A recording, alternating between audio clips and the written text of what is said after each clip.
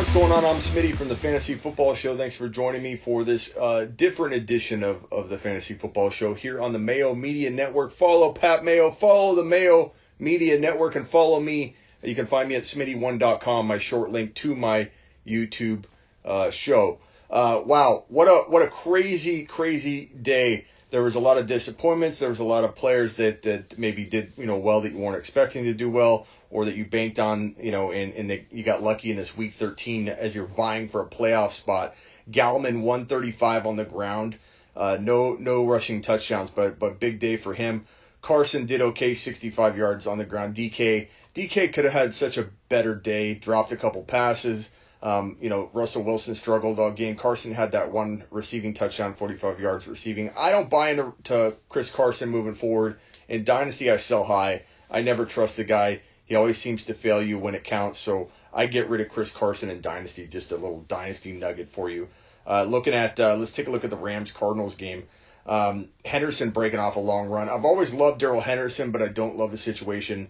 And that's the same for Cam Akers. Yeah, Cam Akers got 21 carries, 72 yards, and a touchdown. He's looking pretty good right now. Volume should be there heading into the next week. But I still don't know that I trust the Rams. They could do anything. They could change it up at any moment. Jared Goff, 351 and 1. Robert Woods did okay with 10 catches, 85 yards. Did more than okay, but no touchdown. Cardinals side of the football, 2 touchdowns for Dan Arnold. DeAndre Hopkins at 52 and 1. And Kyler Murray having 3 touchdowns, 1 INT, and the 15 yards rushing. Kenyon Drake, 49 yards for 1 TD. He's still very ultra efficient. I wish he got the ball more. I think Kenyon Drake could have a real bounce back finish to his disappointing year, even though he's top 10 in touchdowns, top 10 in rushing yards. Maybe after this week he might drop out of the top 10, maybe right around 10, 11, 12. I don't know where he's going to finish, but people are underrating what Drake's done given the situation, given that he was hurt.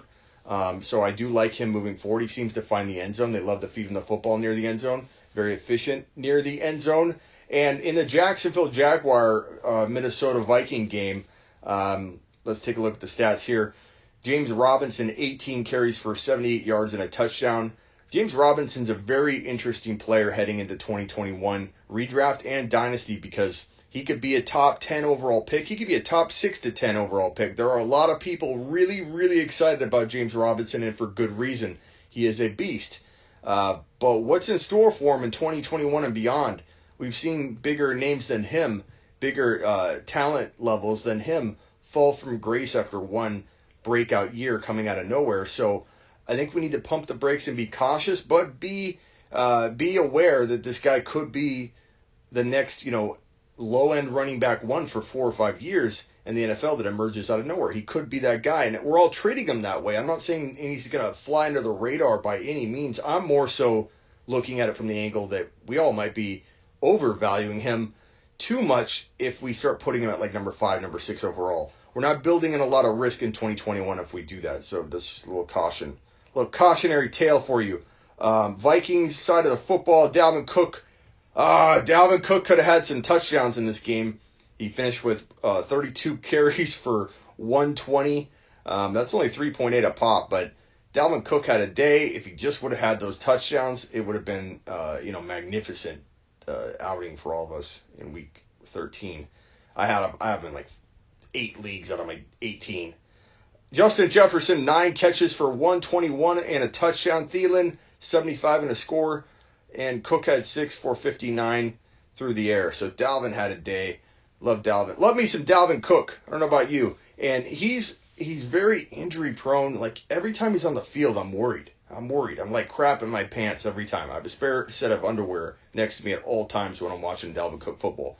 And Dalvin Cook, to me, in Dynasty, I'm a little scared to hold on to him. Because the moment he gets hurt or has a big injury, that top 3 overall value we're looking at right now is gone. So it's not that I would sell low, medium, or even remotely high. I sell sky high or I don't sell at all. But I'm tempted always to. No one's safe on my team. Nobody. I'll sell anybody. Because if I can buy low on 2 players I love, and one of those players or both have the potential to be as good as the player I'm selling, I'll make the deal. I don't know that I can get that for Dalvin, but my main point is I shop him. I would shop him if the price is right. I would deal him. Other games to look at, Falcons-Saints game.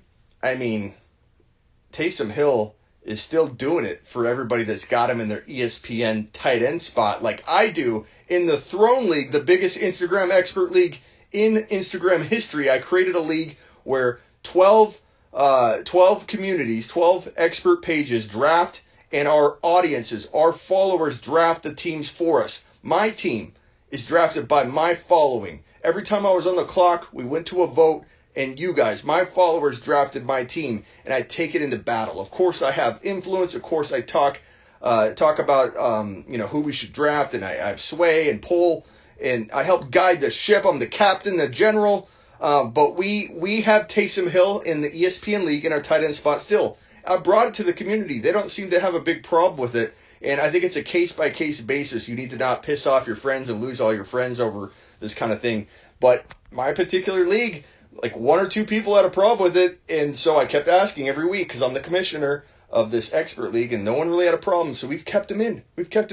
He delivered. Taysom Hill, 2 passing TDs, 232, running on the ground, 14 carries for 83 yards. Taysom Hill is doing Taysom Hill things on a weekly basis. I love it. Alvin Kamara, what do we make of Alvin Kamara walking into 2021?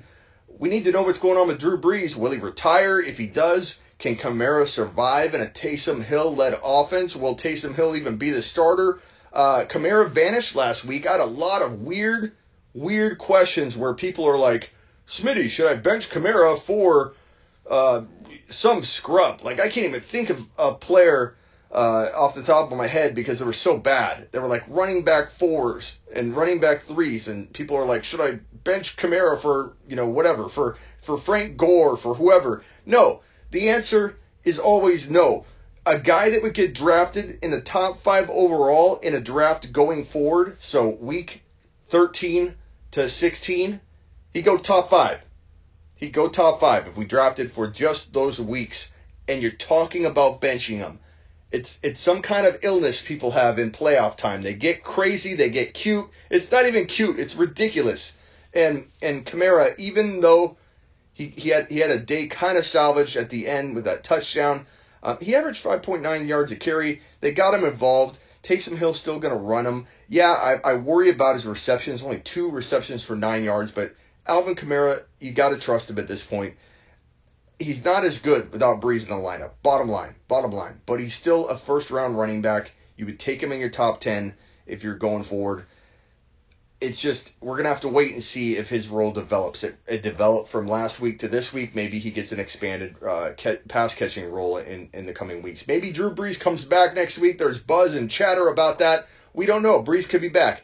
We'll have more on that. Pat Mayo will have more on that. Right, Pat? On the Pat Mayo Show. Follow up with Pat. Pat will have you covered. Lat Murray. Everybody start. I had that question. Lat Murray or Kamara? I got that question all day at my HeySmitty.com where you can order a phone call and talk to me in person. Do it right now. See if I answer while I'm right here doing this recording because this is live. But anyway, Mike Thomas, 9 catches for 105. Traquan Smith, 42 and a touchdown. Jared Cook, 28 a score. Interesting game because the Falcons kind of hung in there, almost won it at the end. 273 and 1 for Matt Ryan. Gurley, 8 for 16. We knew he'd break down at some point. Everybody ragging on me because I'm like, don't draft Gurley. He had a lot of touchdowns early on. I guess if you drafted him and then traded him midseason, you did well. Calvin Ridley, 5 for 108. Because he didn't score a touchdown, I think people still might undervalue him enough to where you can, in Dynasty, go get him for less than top 4, top 5 wide receiver value. And I'm telling you right now, Calvin Ridley's a top 1 to 5 wide receiver in Dynasty. Go take advantage because people have high expectations. You might think 5 for 108 is gonna wine and dine somebody into never trading or contemplating trading that player. No, my friend. 5 for 108. We're a greedy people, us fantasy football owners. We want more than that, and that might open the door to at least a somewhat lower value than you should be paying. I think we should talk about briefly, go to the Lions-Bears game real quick. I think I'm running out of time. Pat Mayo is going to ban me for life if I go over my 10 to 12 minute spot. Stafford, 402 and 3. I feel bad for John 57644 who asked me if he should start Stafford or Herbert. Sorry, John. I apologize. But, you know, that happens. AP, 16, 57 yards, 16 carries, 57 yards, 2 TDs. Stepped up for everybody that was hurting bad. Marvin Jones, if you own Galladay and he's not playing, Marvin Jones usually steps up when he's the number one wide receiver. 8 catches for 116 and 1 TD. TJ Hawkinson, 7 for 84. Looking good in this one. On the Bears side of the football, David Montgomery stepping up right when I faced him in like 3 leagues. Thanks a lot, David Montgomery. Thanks, Nagy, for finally giving him the ball. 72 yards, 2 TDs. David Montgomery looked good. Allen Robinson did play, 6 for 75. David Montgomery had 4 catches for 39 yards. And how about my boy, where's that Raider game? How about my boy, let me find it, Darren the Baller Waller. On my top 10 bold predictions, I told everybody to go get this guy. And boy, does he look dominant. This is the only other tight end that can compete with the Kelsey and Kittle type values that we've seen for a handful of years. If there is a tight end that has that value going forward, it's Waller. He's not a spring chicken, but he's not super old either, but he's not a young, second year guy. He's an older guy. But 13 receptions for 200 yards and 2 TDs. 17 mother freaking targets. 17. That is a day. Waller is a baller. It's official. Today's National Waller Day. I'm announcing it. And I think I'm out of time here. So follow me at heysmitty.com for phone calls, thefantasyfootballshow.com or smitty1.com. I don't mean to confuse you, but either link goes to my YouTube show, smitty1.com. Learn about it. Find me there. I go live all the time. And I'm probably live right now while I'm doing this. That's how much I go live. Pat Mayo, I appreciate you.